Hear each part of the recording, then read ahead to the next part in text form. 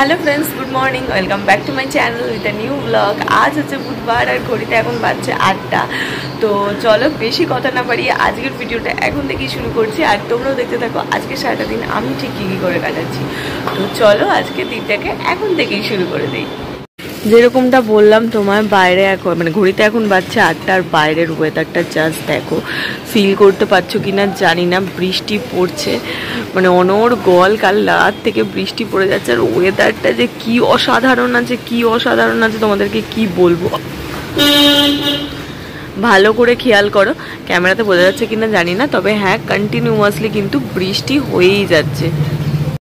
Video করতে করতে আর একটা ভালো জিনিস আমি নোটিস করলাম, এই দেখো দেখতে পাচ্ছ কিনা, চড়াই পাখি, তাও আবার একসঙ্গে এতগুলো। দেখো কতগুলো চড়াই পাখি এখানে, তোমরা মন দিয়ে দেখো তাহলেই দেখতে পাবে একসঙ্গে কতগুলো। কত দিন বাদে দেখলাম, হ্যাঁ এদেরকে এখন দেখাই যায় না, আর তাও আবার একটা দুটো যদিও বা দেখা যায়, একসঙ্গে এতগুলো চড়াই পাখি। ঠিক এই পোস্টার পেছনে যে জানলাটা রয়েছে, জানলাটাতে দেখো ভর্তি হয়ে রয়েছে কতগুলো, ওপরে নিচে মিলিয়ে পোস্টের ভেতরেও বসে রয়েছে। কতখানি বুঝতে পারছো জানি না, চড়াই পাখি তো খুব ছোট আর কিউট টাইপের, তো ওই জন্য দেখা যাচ্ছে না। ওই দেখো ওই দেখো তিরিং তিরিং তিরিং তিরিং করছে, অনেক কটা বসে রয়েছে এখানে।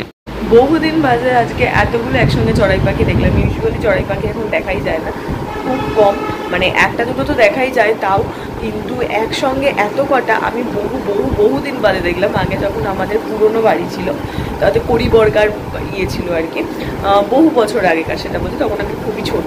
তো সেই টাইমে দেখতাম বাড়িতে প্রচুর চড়াই পাখি থাকতো, আসতো চড়াই পাখি। ব্যালকানি ছিল না, ওই বাড়ির ব্যালকানিটা বিশাল লম্বা টাইপ একটা ব্যালকানি ছিল, পুরো যেরকম আগেকার দিনের বাড়ি হয় আর কি, লম্বা ব্যালকানি। তো ওরকম বাড়িতে ব্যালকানিটা ছিল, আর ওই ব্যালকানিতে ভরা চড়াই পাখি থাকতো। তো সেই সময় আমি এত চড়াই পাখি দেখতাম। তারপর যখন ইউজুয়ালি ওই বাড়ি চেঞ্জ করে নতুন বাড়ি হয়, এই হয়, তখন ধীরে ধীরে চড়াই পাখি দেখার পরিমাণটাও কমে যায়, আর এখন তো আমি দেখতেই পাই না। তো হ্যাঁ, অনেক দিন বাদে সকাল সকাল দেখে বেশ মনটা ভালো লাগলো। স্নান পুজো সমস্ত কিছু কমপ্লিট। ঘরটা অন্ধকার, তার কারণ আলো না জ্বালালে কিচ্ছু দেখা যাচ্ছে না। বাইরে এতটাই মেঘলা ওয়েদার যে ঘরে আলো না জ্বালালে কিছু দেখা যাচ্ছে না। এনিওয়েজ আমি এখানে ভিডিওটা আপলোডে বসিয়ে দিয়েছি, আপলোড এখনও কমপ্লিট হয়নি, ধিমে তালে চলছে। আর মা ওদিকে ভাত বাড়ছে, আর আমি এখানে জলটা খেয়ে নিই তাড়াতাড়ি করে, কারণ কি ভাতটা খেতে হবে। এখানে আপলোড ওই 86% হয়েছে, কিন্তু আমি এখনও থাম্বনেল খুঁজে পাইনি, কি দেবো জানি না। আমি এত কনফিউজ থাকি থাম্বনেল দেওয়াতে, আমি পাচ্ছি না। এটা একটা ভীষণ টাফেস্ট কাজ আমার জন্য, থাম্বনেল সিলেক্ট করা আর ক্যাপশন লেখা। আমি একেবারেই পারি না, আমার খুব গন্ডগোল হয়ে যায়, কী দেবো কী না দেবো, কিছুতেই মাথা কাজ করতে থাকে না।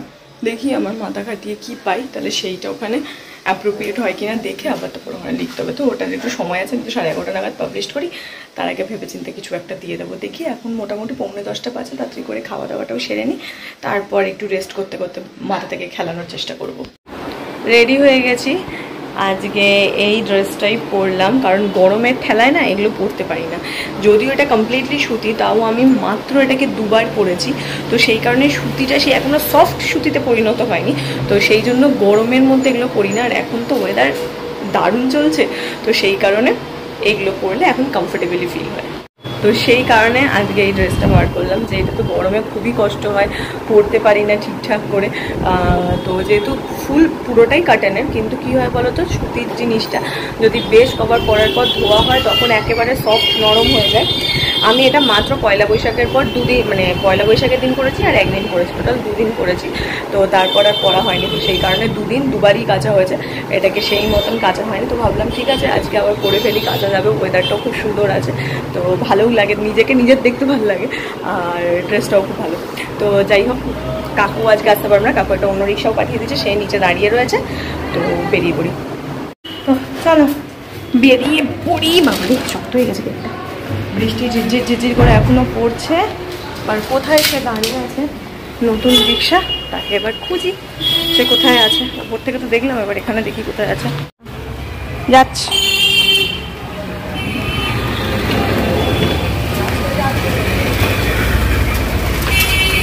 গাড়ি এসে গেল আবার। দেখ, এই ফুট থেকে ওই ফুট যেতে যেন জীবনটা বেরিয়ে যায়। যাবো, দেখো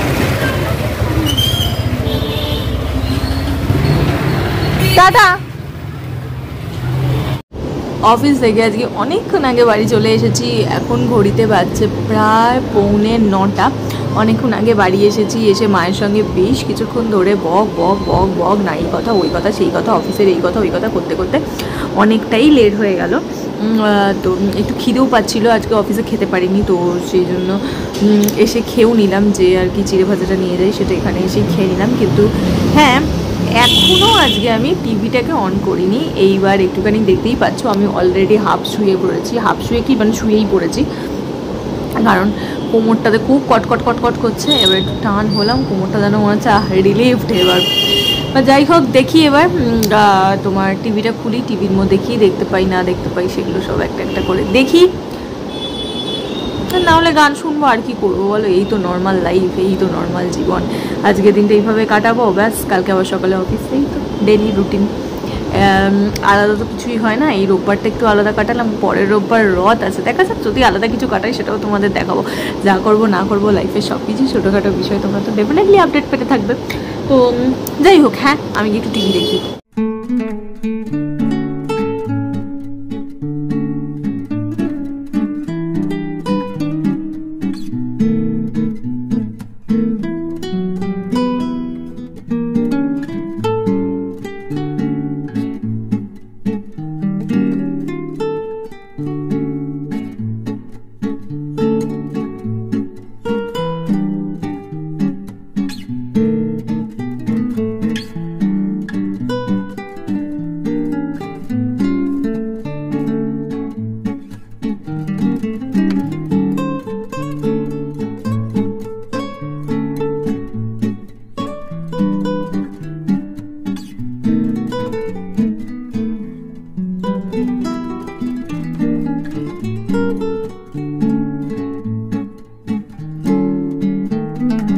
মা বানাচ্ছে ওদিকে রাতের ডিনার। তো চলো দেখি। ও মায়ের রুটি বানানো হয়ে গেছে, না হয়নি। মা এখন রুটি বেলছে, আর রুটির সাথে আমাদের ডিনারে রয়েছে, কোথায় মা তরকারিটা? তরকারিতে রয়েছে এই যে সমস্ত সবজি দিয়ে একটা সব মেশানো তরকারি আর কি, 5 মিশালি তরকারিও বলতে পারবো। এখন রুটি বেলছে, এখানে হচ্ছে রুটিটা ভেজে নেবে। এখন ঘড়িতে বাজে ওই 10টা মতন। বৃষ্টি পড়া শুরু হয়ে গেছে, দেখো খুব জোরে যে পড়ছে সেটা না, বাট হ্যাঁ অনেকক্ষণ ধরেই মনে হচ্ছে পড়ছে। দেখো রাস্তাও ভিজে গেছে, প্রায় ভিজে ভিজে হয়ে গেছে।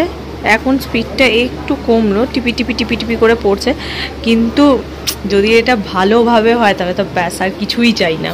রাতে যদি ঘুমানোর সময় বৃষ্টি হয়, আই থিঙ্ক এটা হচ্ছে বেস্ট। যেটা হচ্ছে রাতে আমি ঘুমাচ্ছি, জানলা মাথার কাছে জানলা খোলা বা পায়ের কাছে জানলা খোলা, বৃষ্টি হচ্ছে, বৃষ্টির যেটা সুন্দর যে সাউন্ড টুকুস টুকুস করে যে পড়ে, সেইটা না অনেক সময় সাইকোলজি কাজ করে, মন ভালো রাখে, মানে অনেক কিছু হয়। তো সেই সবের দিকে যাচ্ছি না।